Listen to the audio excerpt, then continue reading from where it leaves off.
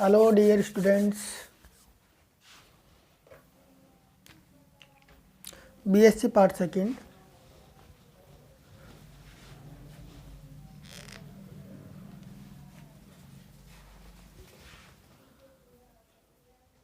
BSc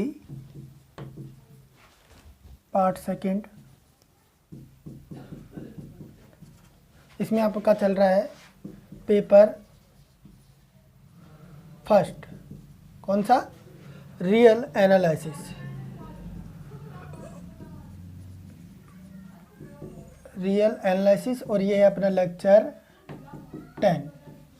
देखिए, जिसने भी 1 से 9 तक जिसने नहीं देखे हैं वो पहले 1 से 9 तक देखे, फिर लेक्चर 10 देखे, क्योंकि आप डायरेक्ट देखोगे तो रियल के अंदर कुछ भी समझ में नहीं आएगा। आप टॉपिक वाइज चलिए, सब कुछ समझ में आएगा। ठीक है।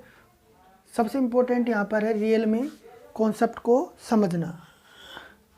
तो इसमें अपनी चल रही है यूनिट सेकंड। ध्यान रखना, यूनिट सेकंड है।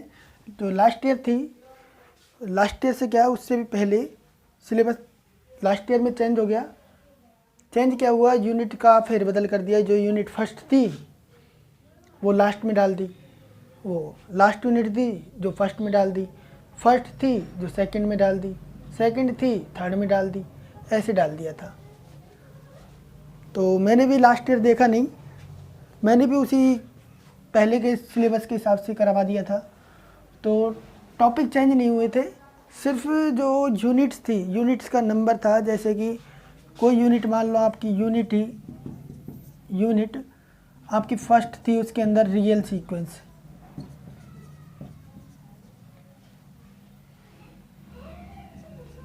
और यूनिट फिफ्थ थी आपकी, वो थी मेट्रिक स्पेस। ठीक है ना। तो लास्ट ईयर क्या कर दिया, इसको यूनिट फर्स्ट कर दिया और इसको कर दिया यूनिट सेकंड, ऐसे चेंज किया था पिछली बार। चलो खैर कोई नहीं, अपना चल रहा है यूनिट सेकंड।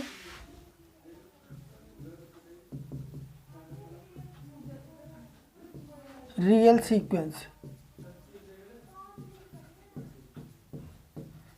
रियल सीक्वेंस वास्तविक अनुक्रम।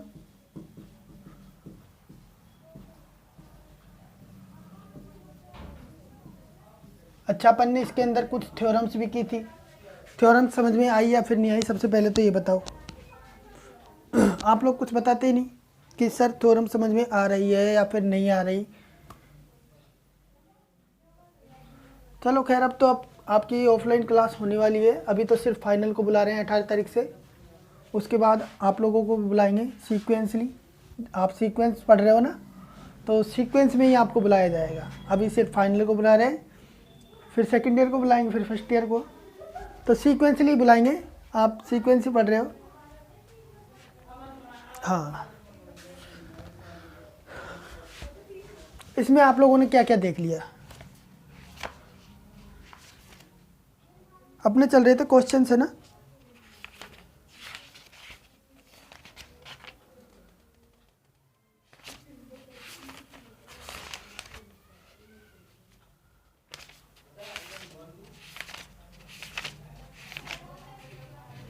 यहाँ पर जो ध्यान रखने वाली बात है, अपन ने कर लिए थे एग्जाम्पल नंबर 3.20 और 3.21, शायद कर लिए थे। हाँ, ये अपन ने कर लिए।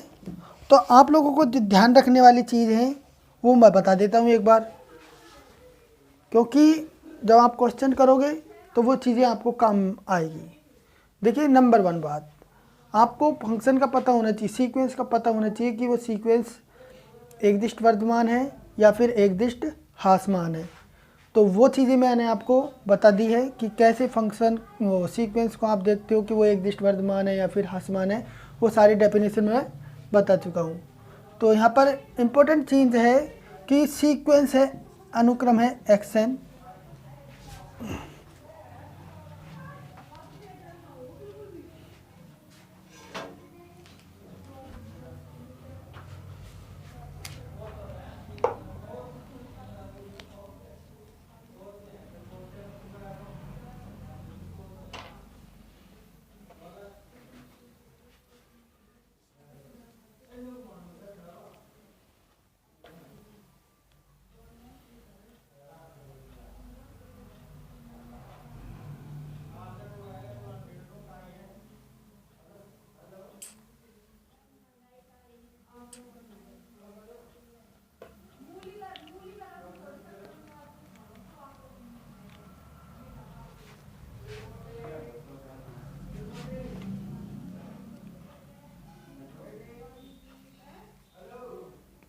देखिए यहाँ पर इस सीक्वेंस के अंदर वास्तविक अनुक्रम यूनिट सेकंड के अंदर आपको यदि कॉन्सेप्ट क्लियर है, डेफिनेशन क्लियर है और जो मैं क्वेश्चन आपको करा रहा हूँ वो भी यदि क्लियर हैं तो बाकी के बच्चे कुछ सारे क्वेश्चंस को आप बुक से देख करके आप खुद से समझ सकते हो।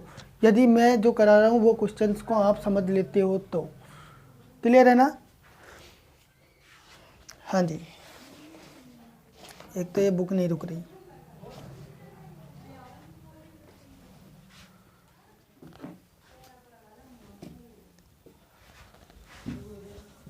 क्या बता रहा था?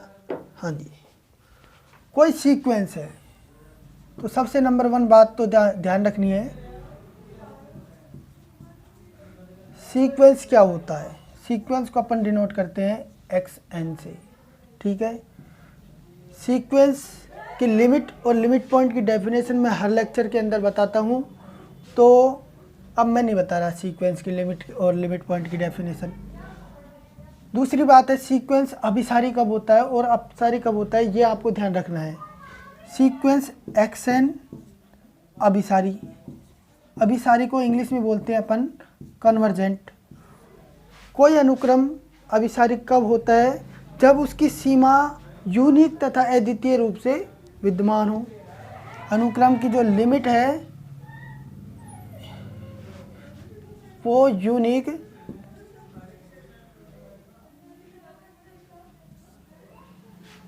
होनी चाहिए, ठीक है ना। और एंड एग्जिस्ट, यूनिक होनी चाहिए, अद्वितीय होनी चाहिए और विद्यमान होनी चाहिए परिमित रूप से। ये क्लियर है? तब आप बोलोगे कि अनुक्रम XN अभिसारी है यदि उसकी जो सीमा है, लिमिट है n tending to infinity of XN, मतलब अनुक्रम का कोई सा भी पद लीजिए, n वाले लो, n+1 वाले लो, n+2 वाले लो, कोई सा भी पद हो, उस पद के अंदर यदि आप लिमिट लगाते हो n टेंडिंग टू इन्फिनिटी, तो एक परिमित राशि विद्यमान होनी चाहिए और वो अद्वितीय होनी चाहिए। सिर्फ एक ही नंबर होना चाहिए, ऐसा नहीं है कि 2-4 नंबर आ रहे हैं, ऐसा नहीं होना चाहिए। इसको बोलते हैं अपन कि यदि लिमिट एग्जिस्ट कर रही है फाइनाइटली तो अनुक्रम क्या है? अभिसारी है, ठीक है। अभिसारी है तो लिमिट एग्जिस्ट करेगी यूनिकली। ये दोनों कन्वर्स है, एक दूसरे के विपरीत है। यदि ये होगा तो ये होगा और यदि ये होगा तो ये होगा। यहाँ तक क्लियर है? क्वेश्चंस के अंदर आपको काफ़ी टाइम ऐसे दिखने को मिलेगा कि अनुक्रम XN है, सीमा L को अभिसृत होता है। इसका मतलब अनुक्रम XN सीमा L को अभिसृत होता है, इसका मतलब है कि अनुक्रम है वो अभिसारी है और उसकी सीमा है वो L है। ये बात आपको ध्यान रखनी है। अपसारी कब होता है? जब उसकी सीमा है अनुक्रम XN अपसारी। देखिए आप लोग जब पढ़ते हो तो अपने कॉपी रजिस्टर जो भी है वो लेकर के बैठा करो और जो मैं लिखाता हूँ उसको प्रॉपर उतारिए। रोज़ एक बार जो पढ़ा दिया उसकी स्टडी कर लीजिए, उसको समझ लीजिए। बस आप तो याद नहीं करना, सिर्फ समझ लीजिए। याद तो आप एग्ज़ाम के टाइम करोगे, वो तो मुझे भी पता है। सिर्फ आप लोग उन चीज़ों को समझ लीजिए। यदि आपको वो चीज़ें समझ में आ गई तो एग्ज़ाम टाइम पे आप लोग उनको देखते ही पता चल जाएगा, हाँ भाई ये हो रहा है, तो ज़्यादा टाइम नहीं लगेगा आपको चीज़ों को समझने में और फिर वो भूलोगे भी नहीं। आप समझ रहे हो ना? तो आप लोग जो मैं पढ़ा रहा हूँ उसके प्रॉपर नोट्स बनाइए। लेक्चर देखने से पहले एक बार आप देखिए लास्ट क्लास के अंदर, पिछली क्लास के अंदर आपको क्या पढ़ाया था, ठीक है ना। अनुक्रम अभिसारी होता है, अपसारी होता है यदि उसकी सीमा है, अनुक्रम की सीमा है, लिमिट है n टेंडिंग टू इन्फिनिटी, वो या तो इन्फिनिटी हो या फिर -इन्फिनिटी हो, तब आप बोलते हैं अनुक्रम को अपसारी। यदि सीमा इन्फिनिटी और -इन्फिनिटी आपको मिल गई तो आप कह दोगे अपसारी है, और आपको ये कह दिया कि अनुक्रम अपसारी है तो उसकी सीमा इन्फिनिटी होगी या फिर -इन्फिनिटी होगी। यदि किसी अनुक्रम की सीमा ऑस्किलेट करती है, ठीक है ना, ऑस्किलेट करती है मतलब दोलन करती है, कभी पॉजिटिव आ रही, कभी नेगेटिव आ रही, कभी पॉजिटिव कभी नेगेटिव, तो वो अनुक्रम क्या कहलाता है? दोलनी अनुक्रम, ऑस्किलेटरी सीक्वेंस। ये बात आपको समझ में आ गई होगी।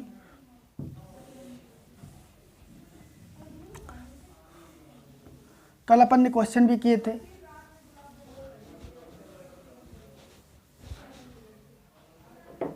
और क्वेश्चन करते हैं। देखिए, जो मैं क्वेश्चन छोड़ रहा हूँ उनको आपको करना है, नहीं आते तो मुझसे पूछ लेना। वैसे आपको यदि मैं क्वेश्चन करा रहा हूँ और वो समझ में आ गए तो आप इन क्वेश्चंस को आसानी से देख करके आप खुद से समझ सकते हो। क्लियर है ना? अगर अपन एग्जाम्पल कर रहे हैं 3.26, ये एग्ज़ाम में भी आया हुआ है 2016 में, और आप लोगों को ये भी पता है, एग्ज़ाम दिए भी होंगे, कि राजस्थान यूनिवर्सिटी के अंदर जो 80% क्वेश्चंस आते हैं वो रिपीट होकर के ही आते हैं। काफ़ी टाइम तो 100% पूरा का पूरा पेपर रिपीट होकर के आ जाता है, कोई भी क्वेश्चन नया नहीं आता। समझ रहे हो ना? तो जो क्वेश्चन के जो यूनिवर्सिटी में आ चुके हैं उनको तो आपको क्लियर करना ही है। तो एग्जाम्पल करिए, बिठा देते हैं इसको, तो इससे क्या मतलब है, ये तो आपको पता ही है।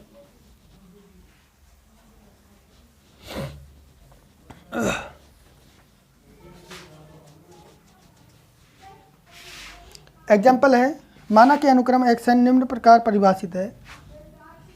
एग्जाम्पल आपको दिया हुआ है 3.26 बुक लेकर के बैठिए।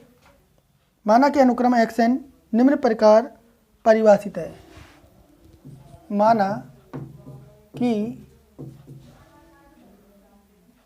एक अनुक्रम एक्शन, देखिए क्वेश्चन मैं इसलिए लिख रहा हूँ कि कुछ बच्चे ऐसे भी होंगे जिनके पास बुक नहीं है, इसलिए मैं बुक ये लिख रहा हूँ क्वेश्चन।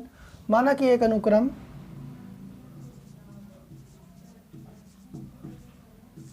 एक्शन निम्न प्रकार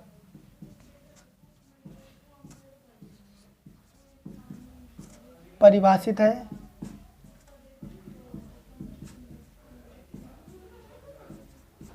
किस प्रकार परिभाषित है? कि अनुक्रम है एक्शन, उसके अंदर यदि आप n बराबर सम लेते हो, मतलब अनुक्रम के जो इवन पद हैं, यदि n है वो सम है और n है वो विषम है। यदि आप अनुक्रम का सम व पद लेते हो, इवन पद लेते हो, तो अनुक्रम की जो वैल्यू आएगी वो क्या आएगी? वो आएगी 0। यदि आप n विषम लेते हो तो 1। मतलब जो आपका ये सीक्वेंस बन रहा है xn, वो किस प्रकार बन रहा है? आप जानते हो n बराबर विषम है, मतलब फर्स्ट पद क्या होता है? विषम होता है ना। देखिए x1 के अंदर जो n किसको रिप्रेजेंट कर रहा है? n बराबर कर रहा है 1 को। 1 आप फंक्शन x के अंदर वैल्यू रख रहे हो तो आपके पास जो मिल रहा है वो x1 मिल रहा है। और ये क्वेश्चन क्या कह रहा है कि यदि n बराबर विषम है तो xn की वैल्यू क्या होगी? 1, मतलब x1 क्या हो गया? 1। n बराबर 2 है तो x2 की वैल्यू क्या होगी? x2 की वैल्यू होगी, n सम है तो ये कंडीशन है 0। इसी प्रकार विषम के लिए 1, सम के लिए 0, विषम के लिए 1, सम के लिए 0। ये ऐसे चलता चला जाएगा 1 0 1 0 1 0 1 0 की फॉर्म में। और आपको क्या प्रूफ करना है वो देखिए, प्रदर्शित करिए कि अनुक्रम एक्शन की सीमा विद्यमान नहीं है।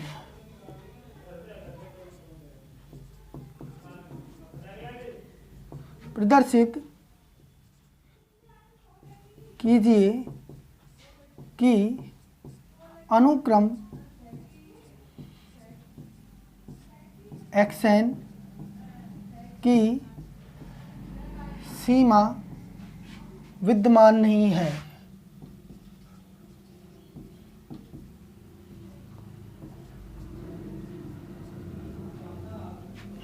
ठीक है, यहाँ तक किसी को भी दिक्कत नहीं आनी चाहिए क्वेश्चन समझने में।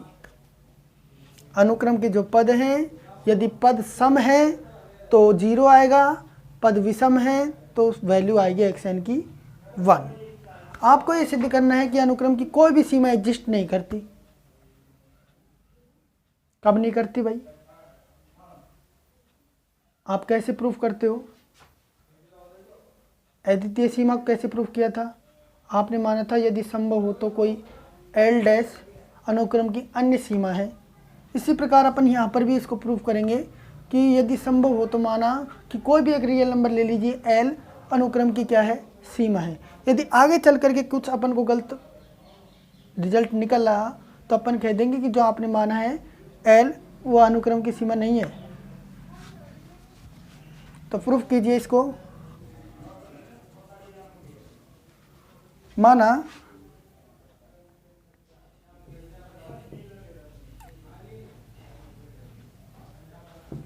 यदि संभव हो तो माना,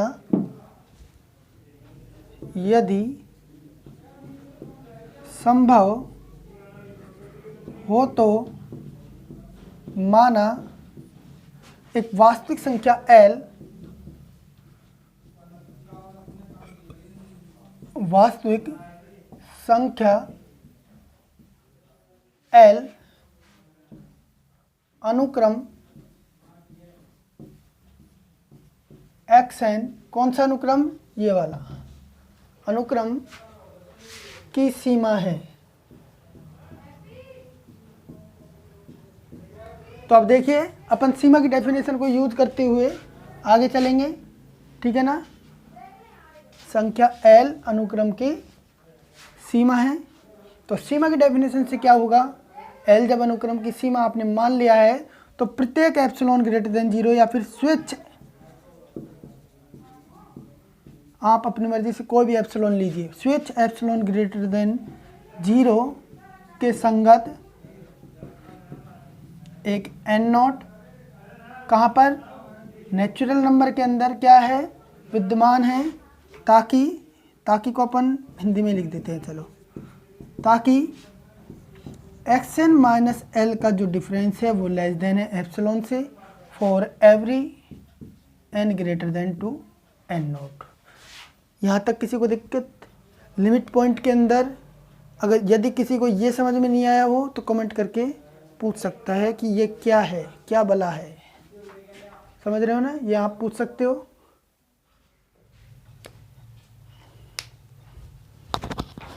एक मिनट रुकिए।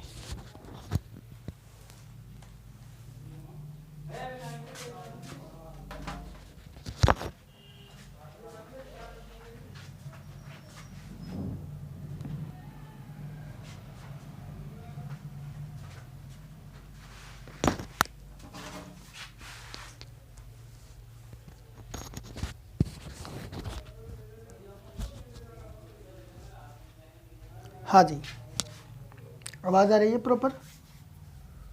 क्या पता है आवाज़ का, तो वीडियो बनने के बाद पता चलेगा ना आवाज़ का। तो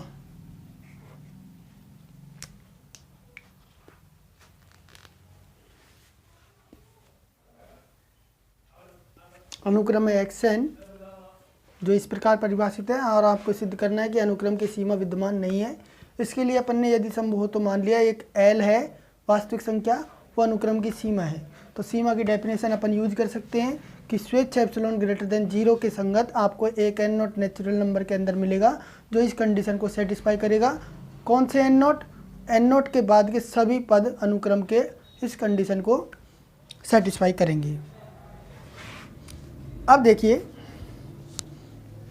यहाँ तक तो आप लोग समझ ही गए। यहाँ पर एक कंडीशन दी हुई है, अब अपन को यहाँ पर कुछ गलत प्रूफ करना है। L सीमा नहीं है, इसके लिए आपको कुछ तो गलत लाना होगा। कैसे आप ला सकते हो? इसके लिए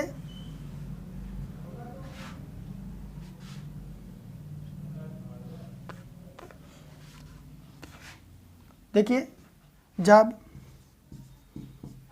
n विषम है, m जब विषम है, n जब विषम है, तो अनुक्रम के जो पद होंगे वो क्या होंगे? अनुक्रम के जो पद होंगे वो 1 होंगे ना। आप कुछ भी ले लो, अनुक्रम अपन ने अब कैसा बनाया है, विषम लिया है। अनुक्रम कोई विषम लिया है, उसके अंदर जो सारे पद आ रहे हैं वो विषम आ रहे हैं। तो इससे अपन क्या लिख सकते हैं, तथा माना जो एप्सिलॉन है वो बराबर है 1/2 के, और जो कि ग्रेटर देन है 0 से। यह अपन ने माना है। एप्सिलॉन मानने के लिए तो आप स्वतंत्र हो, कुछ भी मान सकते हो। मैंने मान लिया भाई एप्सिलॉन बराबर 1/2। और सीक्वेंस के अंदर अपन ने कौन से पद लिए हैं, विषम वाले, सारे विषम वाले पद ले लिए। तो इस डेफिनेशन से आप क्या कह सकते हो कि आप कह सकते हो कि एप्सिलॉन बराबर 1/2 ग्रेटर देन 0 के संगत एक n नॉट नेचुरल नंबर के अंदर इस प्रकार विद्यमान होगा ताकि अनुक्रम का जो पद है वो क्या रहेगा। अपन ने n विषम लिया है तो अनुक्रम के प्रत्येक पद क्या होंगे, विषम होंगे। ये क्लियर है ना। तो विषम कौन से होंगे, मतलब n विषम है तो अनुक्रम के पद क्या होंगे, 1। तो xn की जगह आप 1 रख सकते हो। Minus l less than 2, epsilon बराबर क्या लिया है, 1/2। ये आपको इतना सा याद रखना है कि एप्सिलॉन बराबर लिया है आपने 1/2। हर क्वेश्चन के अंदर कुछ कुछ अलग अलग कंडीशन है भाई, गलत प्रूफ करने के लिए कुछ तो आपको मानना पड़ेगा। तो ये l minus 1 minus L is less than to 1/2 for every n greater than 2 n nought. बाकी तो सारी अपन ने वही कंडीशन लिख दी जो आपने माना है, एप्सिलॉन बराबर 1/2 और n बराबर विषम के लीजिए और अनुक्रम के पद हैं वो क्या है, 1। वो चीज़ें अपन ने यहाँ पर रख दिए। तो यहाँ से इसको आप दे सकते हो इक्वेशन फर्स्ट, जब n सम है, n आपने सम माना है, तथा जो एप्सिलॉन है माना, एप्सिलॉन है वो अगेन आपने 1/2 माना है जो कि ग्रेटर देन है 0 से। तो n जब सम है तब अनुक्रम के पद लिखो, और सीमा तो आपने मान रखी है भाई l है, ठीक है ना। तो यहाँ से एप्सिलॉन बराबर 1/2 ग्रेटर देन 0 के संगत एक n नॉट नेचुरल नंबर के अंदर इस प्रकार विद्यमान है ताकि, अच्छा n सम है तो अनुक्रम के पद क्या है, 0, ठीक है ना। अपन ने अनुक्रम के पद क्या लिए हैं, जब n सम है, सम वाले सभी पद ले लिए अनुक्रम के, यहाँ पर विषम वाले सभी पद ले लिए अनुक्रम के। तो आप तो देखोगे कि प्रत्येक n के लिए, यहाँ पर तो ये कंडीशन अपन ने उतार दी है, अदरवाइज प्रत्येक n के लिए जो अनुक्रम का पद है वो क्या होगा, 1 ही होगा। अब यहाँ पर n बराबर सम आपने लिया है तो प्रत्येक पद के लिए अनुक्रम क्या होगा, 0, अनुक्रम का पद 0 होगा, ताकि 0 minus L is less than to 1/2। और ये जो कंडीशन है वो एज इट इज उतार दो, n greater than 2 n not. ये अपन इसलिए उतार रहे हैं आगे चल करके अपन को काम में आएगी, अदरवाइज आप for every n belongs to natural number भी लिख सकते हो। एक ये बात हो गई, चलो इसको भी नाम दे देते हैं इक्वेशन 2।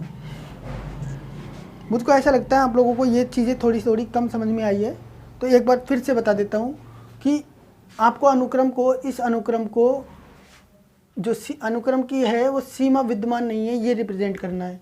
नहीं है, आप कैसे करते हो, आप कोई एक नंबर मान लेते हो l जो अनुक्रम की सीमा है, और सीमा की डेफिनेशन से आप आगे चलते जाओ, और यदि लास्ट में कुछ गलत आ गया तो आपने जो माना है वो बिल्कुल गलत है। यही अपन प्रूव करना चाह रहे हैं।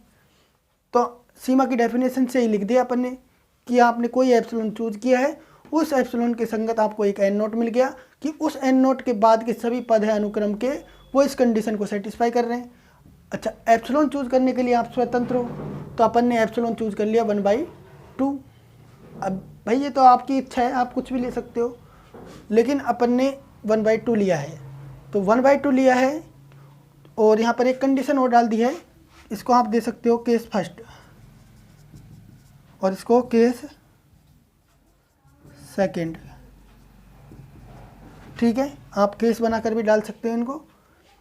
जब आपने एन विषम लिया है, एन विषम है इसका मतलब ये है कि जो अनुक्रम आपने बना है एन विषम के लिए क्या बनेगा भाई, क्या बनेगा, एन विषम है तब अनुक्रम क्या बनेगा, अनुक्रम के अंदर सारे पद आएंगे वो क्या आएंगे, 1 आएंगे। और जब एन सम है तो अनुक्रम के सारे पद 0 आएंगे। ये तो बिल्कुल क्लियर होना चाहिए।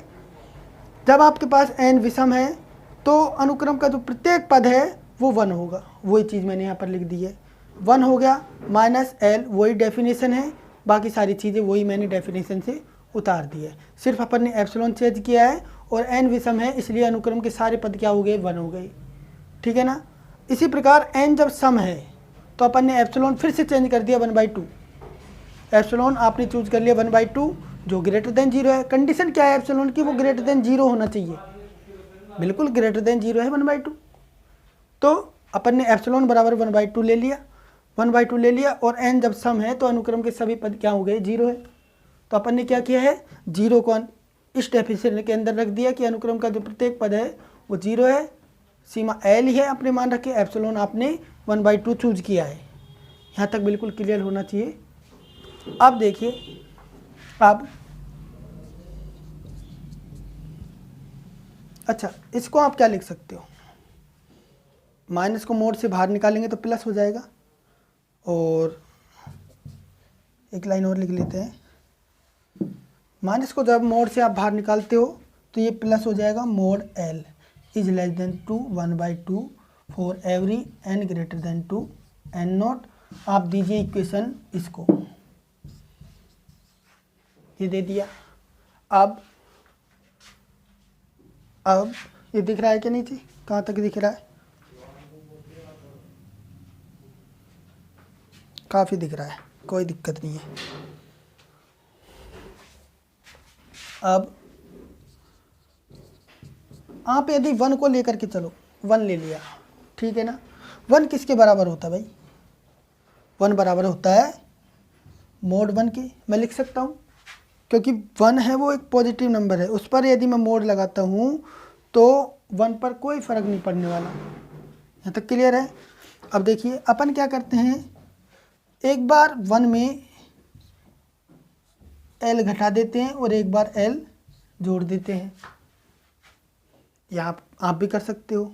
अच्छा मैंने आपको प्रॉपर्टी भी बताई हुई है कि x1 और x2 कोई भी दो रियल नंबर है, एक बार फिर से ध्यान दिला देता हूँ, ध्यान रखनी है properties, x1 plus x2, x1 plus x2, x1 minus x2 और x1 माइनस x2, इन सभी का mode.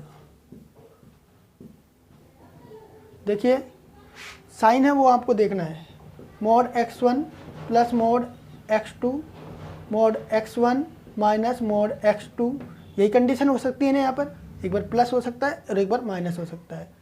Mode x1 plus x2, mode x1 minus mode x2। अब देखिए साइन क्या लगाएं हम, देखिए जिधर की साइड प्लस है, जिधर की साइड प्लस है उधर की साइड हो जाए ग्रेटर देन और इक्वल्स टू, जिधर माइनस है उधर की साइड आप लगा सकते हो लेस देन और इक्वल्स टू। ये आपको याद रखनी है। अब ये प्रॉपर्टी अपन यहाँ पर लगाएंगे कि कोई दो नंबर है, एक नंबर अपन मान लेते हैं, एक नंबर तो अपन इसको मान सकते हैं 1 माइनस एल, दूसरा नंबर इसको मान सकते हैं एल को। तो इन दोनों को मानेंगे अपन, यही चीज़ लेके लाने चाह रहे हैं कि आप 1 लेकर के चले हो और लास्ट में आप देखोगे कि 1/2 और 1/2 को ऐड करोगे तो क्या हो जाएगा कि 1 छोटा है 1 से, कंडीशन आ जाएगी जो बिल्कुल गलत है। वही चीज़ अपन यहाँ पर लाने चाह रहे हैं। तो देखिए भाई, यहाँ से इस प्रॉपर्टी को यूज कीजिए, प्रॉपर्टी नंबर फर्स्ट। तो यहाँ से इसको एक नंबर, एक वो एलिमेंट मान लिया, इसको एक मान लिया, तो यहाँ से ये हो जाएगा mode 1 minus L, 1 minus L plus mode L, ये आप लिख सकते हो। ये क्या हो गया,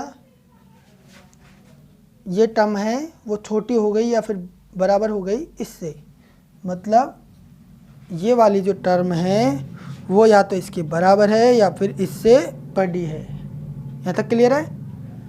अब देखते हैं, नेक्स्ट चलते हैं, ऊपर चलो, ये मिटा रहा हूँ भाई।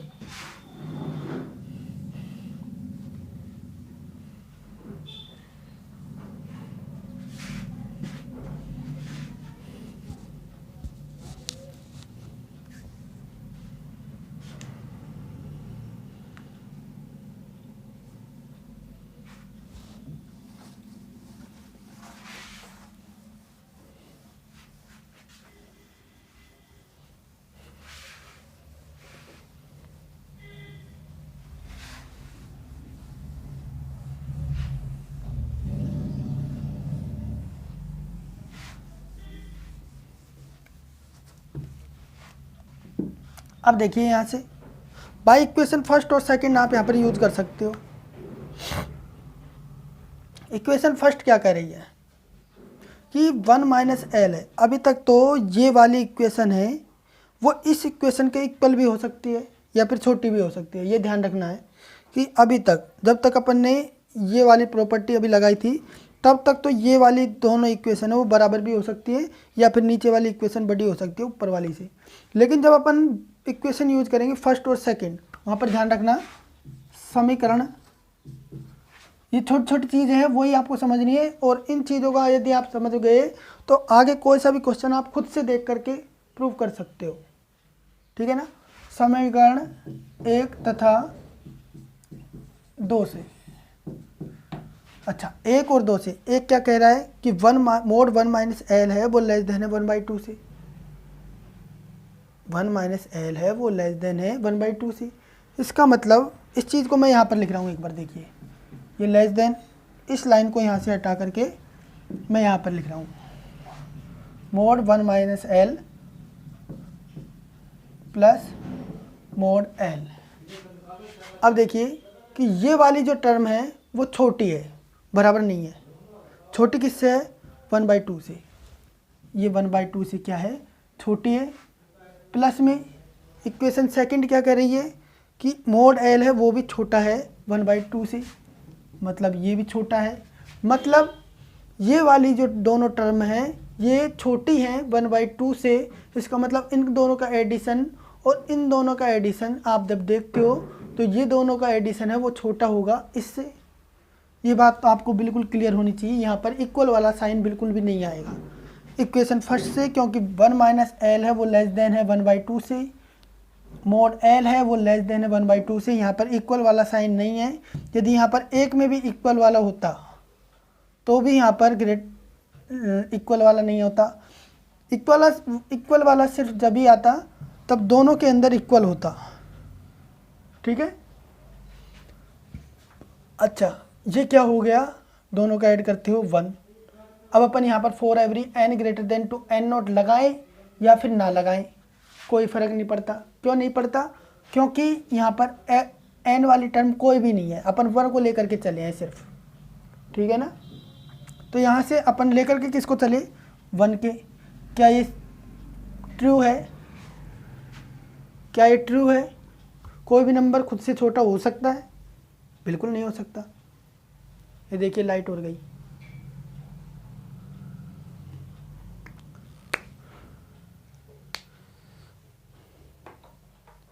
चलिए वेट करते हैं लाइट आने का।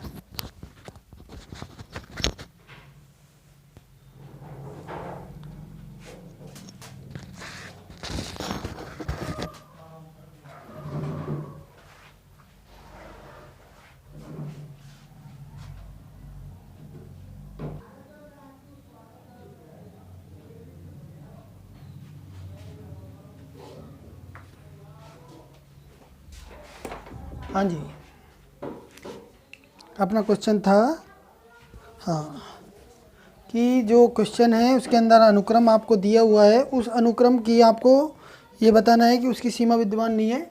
इसके लिए अपन ने संभव हो तो माना कोई एक एल है उसकी सीमा है, और सीमा की डेफिनेशन से अपन आगे बढ़े तो यहाँ से अपन यहाँ तक पहुँच गए।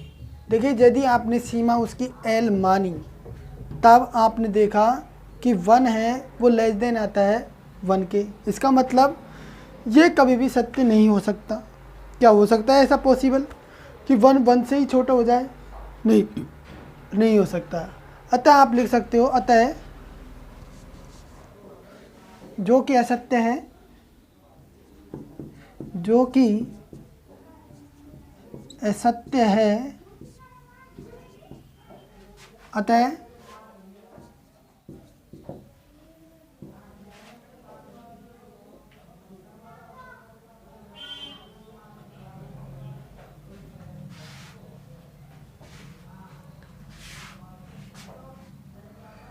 अतः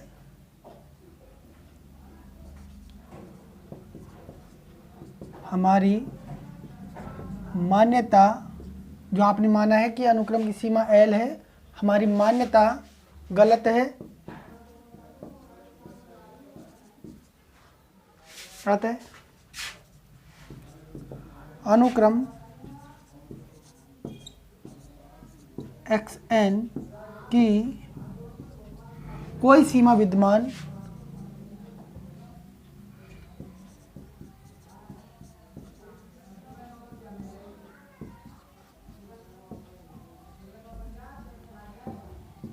नहीं है। ये आपका हो गया क्वेश्चन प्रूव। ये उतार लो भाई।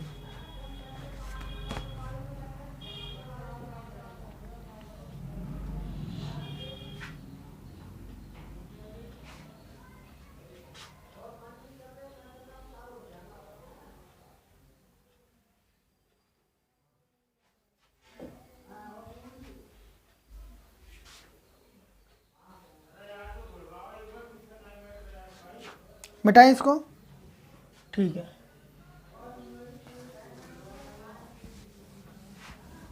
समझ में आ गया होगा। अभी लाइट चली गई थी।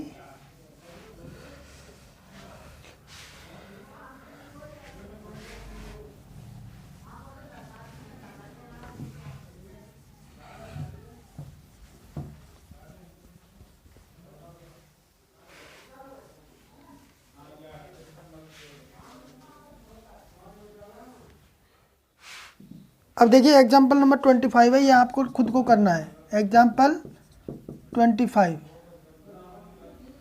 ये क्या कह रहा है कि कोई अनुक्रम है xn बराबर -1 की पावर n। तो इसके अंदर आप देखो xn को कैसे डिफाइन कर सकते हो आप, जब n सम है, n सम है तब इसकी वैल्यू क्या होगी, यदि यहाँ पर पावर सम होगी, इवन होगी, तो ये वैल्यू आएगी +1। n जब विषम होगा तब इसकी वैल्यू आएगी -1। तो सेम वैसे ही आपको ये सिद्ध करना है कि अनुक्रम की सीमा का अस्तित्व नहीं है। तो ऐसे ही आपको सेम जैसे क्वेश्चन एग्जाम्पल 26 किया है, वैसे ही आपको इसके अंदर मानना है कि अनुक्रम यदि संभव हो तो अनुक्रम की सीमा L है, फिर सीमा की डेफिनेशन से, और आप जब लास्ट में देखोगे तो लास्ट में जो रिजल्ट आएगा, यदि आप सीमा L बांधते हो तो 2 = 1, जो कि बिल्कुल गलत है। आप बुक से देख लेना, बिल्कुल सेम वैसे ही है। एग्जाम्पल नंबर 27 जो कि मैं करा चुका हूँ।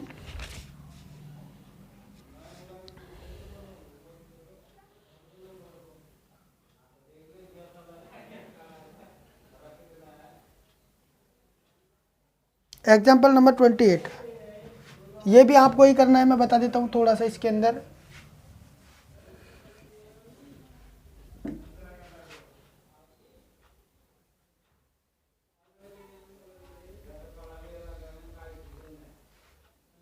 देखिए एक स्टेटमेंट एग्जाम्पल के लिए आपको याद होनी चाहिए। एग्जाम्पल नंबर है 3.28,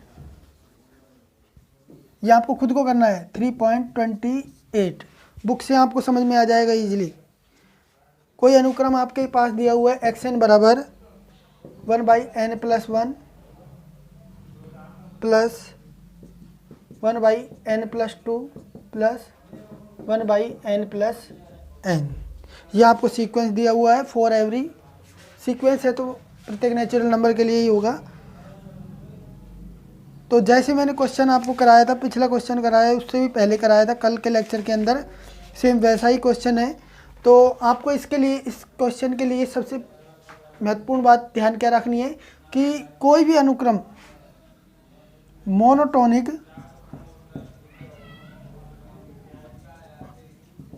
मोनोटोनिक इंक्रीजिंग है प्लस यदि कोई भी सीक्वेंस मोनोटोनिक इंक्रीजिंग है, मतलब एक दिष्ट वर्धमान है और ऊपर से परिबद्ध है। इंक्रीजिंग होगा तो फर्स्ट जो टर्म होगी वो नीचे से परिबद्ध लोअर बाउंड होगा फर्स्ट टर्म अनुक्रम की। और यदि आपने ये दिखा दिया कि अनुक्रम है जो ऊपर से परिबद्ध है, मतलब लास्ट तक जो वैल्यू बढ़ती जा रही है और आपको पता चल गया एक वैल्यू यहाँ तक कि एक वैल्यू ऐसी मिल जाती है आपको कि उस वैल्यू से अनुक्रम के जो सभी पद हैं वो कम है, तो वो होता है ऊपरी परिबद्ध। तो मोनोटोनिक इंक्रीजिंग आपने सीक्वेंस बता दिया और वो ऊपर अपर बाउंड बता दिया। अपर बाउंड मतलब ऊपर से परिबद्ध, ये दो चीज़ें आपने बता दी। इसका मतलब सीक्वेंस क्या हो जाएगा? कन्वर्जेंट, CONVE, कन्वर्जेंट हो जाएगा। यदि सीक्वेंस कन्वर्जेंट है तो मोनोटोनिक इंक्रीजिंग भी हो सकता है और अपर बाउंड भी हो सकता है। तो आपको ये चीज़ें आपको ध्यान रखनी है। दूसरा, यदि कोई सीक्वेंस, ये चीज़ें मैं नोट लगा करके आपको लिखा चुका हूँ लेकिन फिर से याद दिला रहा हूँ। मोनोटोनिक डिक्रीजिंग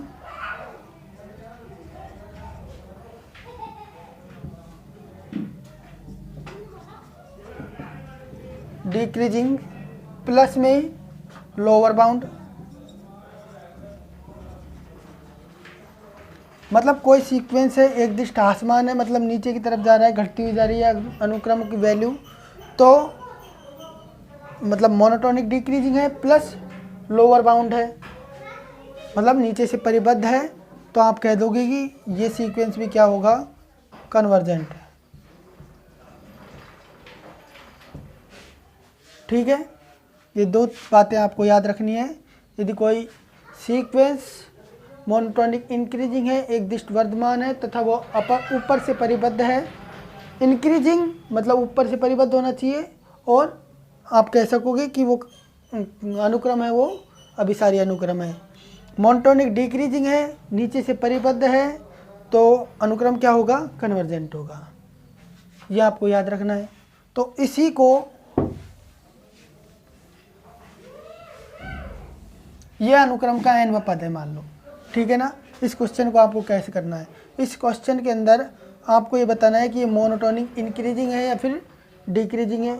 अलग अलग वैल्यूज पुट कीजिए, x1 निकाल लीजिए, x2 निकाल लीजिए, x3 निकाल लीजिए। x1 x2 x3 कैसे निकालोगे? इसके अंदर 1 2 3 पुट करके जो वैल्यूज आएगी आप देखोगे कि जो वैल्यू घटती आ रही है या फिर बढ़ती आ रही है, तो आप मान लोगे कि आप कैसे चेक करोगे? किसी भी n+1 में मान लो एक दिष्ट वर्धमान आया, ये मतलब बढ़ता हुआ आया, ये वैल्यू बढ़ती हुई आई, तो आप क्या करोगे? कैसे चेक करोगे? कोई से भी n+1वें पद में से यदि आपने xn पद घटाया तो जो वैल्यू आएगी वो क्या आएगी? यदि मोनोटोनिक इंक्रीजिंग है तो ये ग्रेटर देन 0 आएगा, यदि मोनोटोनिक डिक्रीजिंग है तो ये लेस देन 0 आएगा। समझ रहे हो? चलो क्वेश्चन कराते हैं नेक्स्ट वाला, फिर आप इसको समझ लेना, आप खुद से समझ लोगे इन चीज़ों को। तो स्टेटमेंट आपको याद रखनी है कि monotonic increasing plus bounded sequence is convergent, plus monotonic decreasing sequence plus में lower bounded implies that sequence is convergent।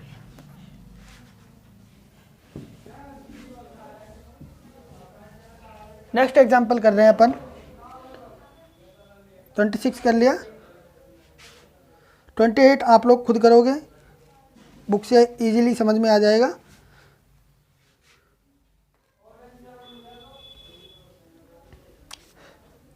देखिए मेहनत तो आप लोगों को खुद को भी करनी पड़ेगी, सारे क्वेश्चन मैंने यहाँ पर नहीं करा सकता, सिलेबस भी कराना है आप लोगों को।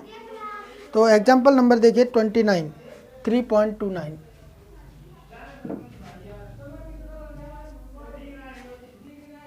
सिद्ध करो कि निम्न अनुक्रम xn जहाँ पर x1 बराबर दिस एंड x अभिसारी है तथा इसकी सीमा ज्ञात कीजिए। सिद्ध करो कि अनुक्रम xn, जहाँ x1 बराबर 1/2 तथा xn+1 बराबर 2xn प्लस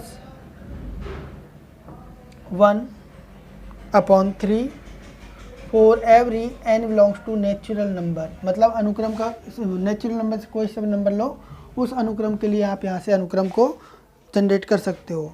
आपको क्या सिद्ध करना है?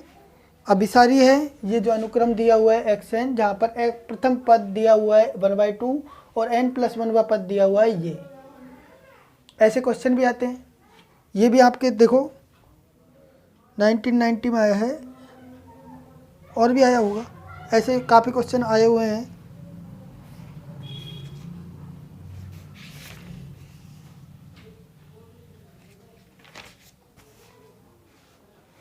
हाँ, अभिसारी है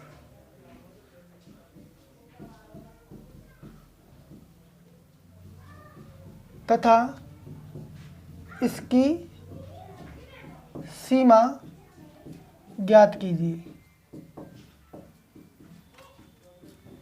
सीमा भी आपको ज्ञात करनी है भाई।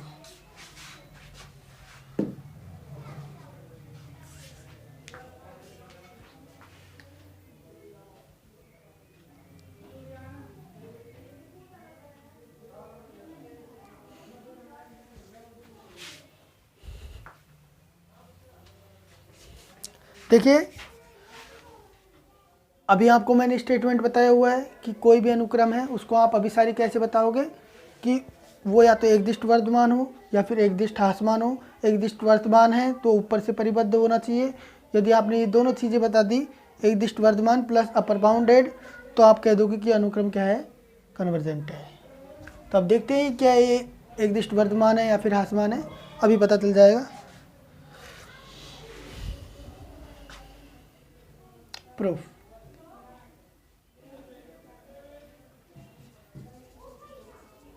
दिया है, क्या दिया हुआ है आपको? अनुक्रम का प्रथम पद दिया हुआ है x1 बराबर 1/2 तथा xn+1 बराबर 2xn+1/3। देखिए, आपको ये दो चीज़ें दी हुई है, यहाँ से आप पूरा अनुक्रम जनरेट कर सकते हो, पूरा अनुक्रम बना सकते हो। कैसे? x1 आपके पास है, x2 आप फाइंड आउट कर सकते हो इसके अंदर x1 पुट करिए। x1 यहाँ पर पुट किया तो 1 + 1 2x2 आ गया। राइट में पुट कीजिए 2x1, x1 क्या है? 1/2, तो यहाँ पर ये क्या हो जाएगा? 1, 2 से 2 कैंसिल हो जाएगा, +1 2/3। ये क्या हो गया? 2/3। x3 क्या हो जाएगा? 2 इंटू x2 आएगा यहाँ पर। x2 क्या है? 2/3 + 1/3। तो यहाँ से इसको सॉल्व कीजिए। 4 + 3/9 मतलब 7/9, यही आएगा ना? 4 + 3 7, 339, बिल्कुल सही है। x4 आप निकाल सकते हो। x4 निकालोगे तो 2 इंटू 7/9 + 1/3, तो ये वैल्यू क्या आ गई? 14 + 9 23/27। x4, अच्छा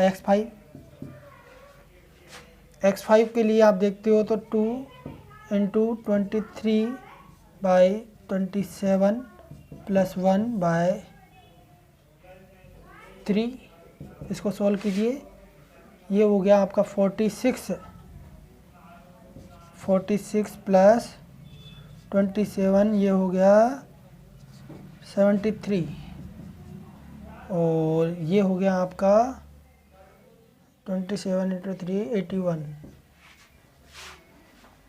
अच्छा, यहाँ तक तो आपने देख लिया। अब आप देखिए कि अनुक्रम का जो प्रथम पद है वो है 1/2। नेक्स्ट वैल्यू आ रही है 2/3। उससे अगली वैल्यू आ रही है 7/9, 23/27 और 73/81। इसका मतलब जो वैल्यूज़ आ रही है वो तो अपन को ये पता चल रहा है कि इंक्रीज होती हुई आ रही है, मतलब वैल्यूज़ का जो मान है वो बढ़ता हुआ आ रहा है, 1/2 से बड़ा आता जा रहा है। आप चेक कर सकते हो पॉइंटों में वैल्यू निकाल करके, जो ये वैल्यू आ रही है वो बढ़ती हुई आ रही है। यहाँ तक क्लियर है। अब देखिए आपने x5 तक निकाला, आपको क्या पता चला कि जो जितनी भी वैल्यूज़ हैं वो सभी 1 से छोटी है, 1 से छोटी है। यहाँ से आप क्या कह सकते हो कि x1 क्या है, लेस देन है x2 से, x2 लेस देन है x3 से, x3 लेस देन है x4 से, और x4 लेस देन है x5 से, और x5 लेस देन है 1 से। यहाँ तक कोई दिक्कत है? बिल्कुल नहीं। अब अपन को ये दिखाना है कि ये अनुक्रम है। अब यहाँ तक 5वें पद तक तो अपन को क्लियर पता चल रहा है कि ये अनुक्रम है, एकदिष्ट वर्धमान है। और 5वें पद तक अपन को ये पता चल रहा है इसका अपर बाउंड क्या है, 1 है। लेकिन अपन को तो ये प्रत्येक n के लिए चाहिए, प्रत्येक धन पूर्णांक के लिए, प्रत्येक धन पूर्णांक n के लिए चाहिए, प्रत्येक प्राकृत संख्या n के लिए चाहिए। इसको आप कैसे प्रूफ करोगे भाई? आपने लास्ट ईयर गणितीय आगमन सिद्धांत पढ़ा हुआ है, बस वो यूज करेंगे। गणितीय आगमन सिद्धांत से इसको प्रूफ कर देंगे कि अनुक्रम का जो प्रत्येक अगला पद है वो पिछले पद से क्या है, बड़ा है। तो वो क्या हो जाएगा, एकदिष्ट वर्धमान। और यदि वो 1 से छोटा हुआ प्रत्येक पद, तो भी अपन ये कह देंगे कि अनुक्रम ऊपर से परिबद्ध है। यदि अनुक्रम परिबद्ध है और एकदिष्ट वर्धमान है तो अपन क्या कह देंगे कि अनुक्रम क्या है, अभिसारी है। और उसकी सीमा फिर अपन बाद में निकाल लेंगे। तो चलिए देखिए, आपको ये भी समझना है कि करना क्या है।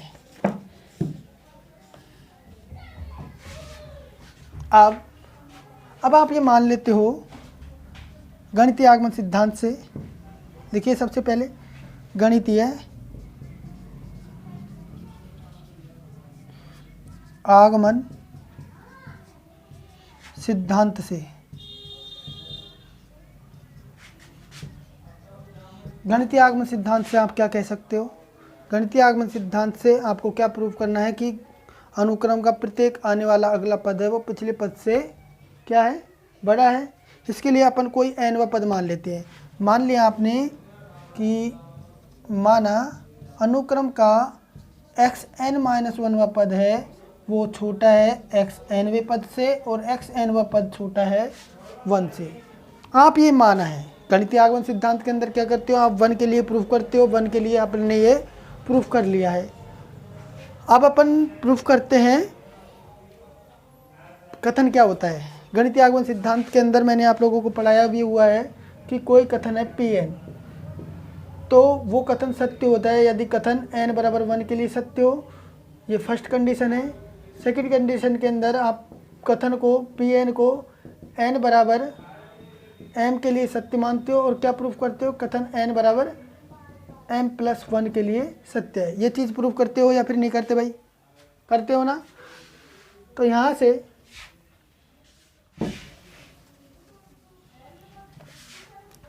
से अब अपन ने ये माना है, और इसको यूज करते हुए अपन प्रूफ करने वाले हैं कि अनुक्रम का ये इसकी जगह n, नेक्स्ट पद चाहिए अपन को, इसकी जगह लाना है n+1 और इसकी जगह लाना है n। तो अपना प्रूफ हो जाएगा कि अनुक्रम का प्रत्येक अगला पद है वो पिछले पद से क्या है, छोटा है। तो यहाँ से आप देखिए कैसे ला सकते हो, इसकी जगह n+1 कैसे ला सकते हो। यदि आप इस फॉर्म में ले आओ इस टर्म को, तो उस टर्म की जगह अपन क्या रख सकते हैं, n+1 रख सकते हैं कि नहीं। तो इस फॉर्म के अंदर लाने के लिए सबसे पहले अपन ये ऐसे में क्या है, इनके तीनों पदों में अपन 2 से मल्टीप्लाई करते हैं। 2 से मल्टीप्लाई कर हो रहा है ना यहाँ पर, तो अपन 2 से मल्टीप्लाई करते हैं। 2xn-1 is less than 2, 2xn is less than 2, 2 × 1 is 2। अब क्या चाहिए आपको, +1 चाहिए, तो तीनों पदों में +1 ऐड कर दीजिए। 2xn-1 is less than 2, +1 add करना है ना, +1 ऐड कर दिया। यहीं से देखिए 3 को भी डिवाइड कीजिए, ये 3 डिवाइड कर दिया, +1 ऐड किया और 3 को डिवाइड किया है। 2xn +1/3 और ये हो गया 1 ऐड कर रहे हैं और 3 डिवाइड कर रहे हैं। यहाँ से आप क्या लिख सकते हो, यहाँ से ये किसकी वैल्यू हो गई भाई, 2xn - 1 + 1/3। यहाँ पर यदि आप n की जगह n-1 रखते हो तो यहाँ पर हो जाएगा xn, n की जगह n-1 रखो, क्या आएगा, -1 से +1 कैंसिल, बचेगा क्या xn, यहाँ पर n-1 वो ये फॉर्म है, मतलब ये क्या है xn है और ये क्या है xn + 1 है और ये क्या हो जाएगा 1। तो आप यहाँ से लिख सकते हो, मिटाएं, उतार लो एक बार तो, implies that xn is less than 2, xn + 1 is less than 2, 1।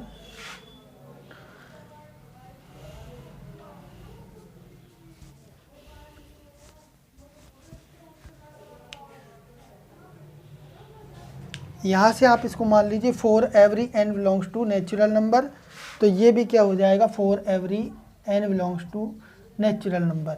हाँ भाई, ये प्रूफ हुआ है या फिर नहीं हुआ, ये क्या प्रूफ कर दिया अपन ने कि अनुक्रम का आने वाला प्रत्येक अगला पद पिछले पद से क्या है, बड़ा है, तथा प्रत्येक अनुक्रम का पद 1 से छोटा है, ये भी अपन ने प्रूफ कर दिया। और गणितीय आगमन सिद्धांत से यही अपन को प्रूफ करना था, तो ये कर दिया।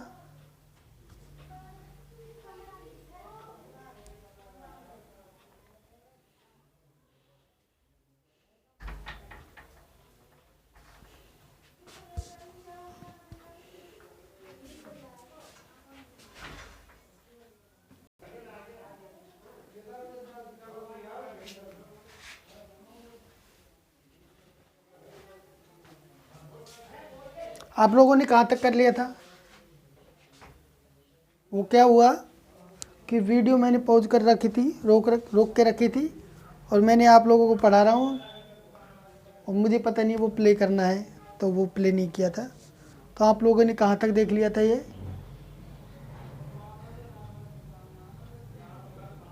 गणितीय आगमन सिद्धांत वगैरह सब चौपट हो गया।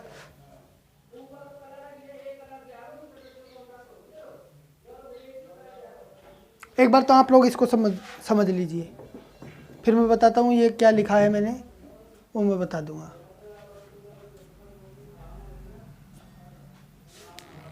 वो पॉज किया था तब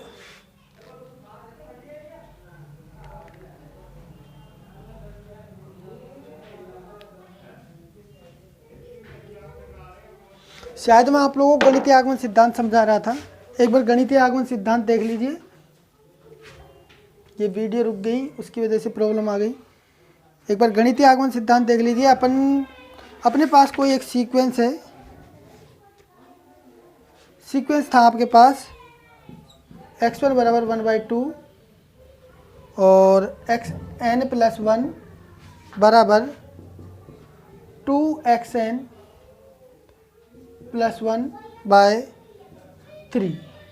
यह आपके पास अनुक्रम दिया हुआ है जिसके अंदर फर्स्ट पद दिया हुआ है 1/2 और n + 1 पद दिया है 2xn + 1/3। तो आपको यहाँ पर इस अनुक्रम को अभिसारी सिद्ध करना है। अभिसारी आप सिद्ध कैसे करोगे? आपने देखा कि अनुक्रम के जो 5 पद थे x1 = 2, x2 = 2, x3 = 2, x4 = 2, x5। यहाँ तक तो मैंने आप लोगों को ये चीज़ बता दी थी, ठीक है ना। ये चीज़ें मैंने आपको बिल्कुल बता दी थी। उसके बाद मैंने आपको बताया कि अपन देखेंगे कि अनुक्रम का जो प्रत्येक पद है, ये लो, आज आपकी वीडियो नहीं बनने वाली।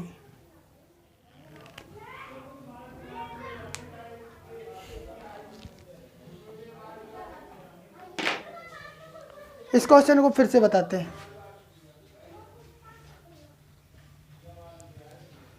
ये वीडियो यहाँ तक ही डाल रहा हूँ, फिर आधे घंटे की वीडियो में इस क्वेश्चन को वापस मैं जम जा करके पूरा करूँगा, ठीक है ना। फिर से समझाएंगे इस क्वेश्चन को, पूरा गड़बड़ हो गया। समय बंद कर रहा हूँ।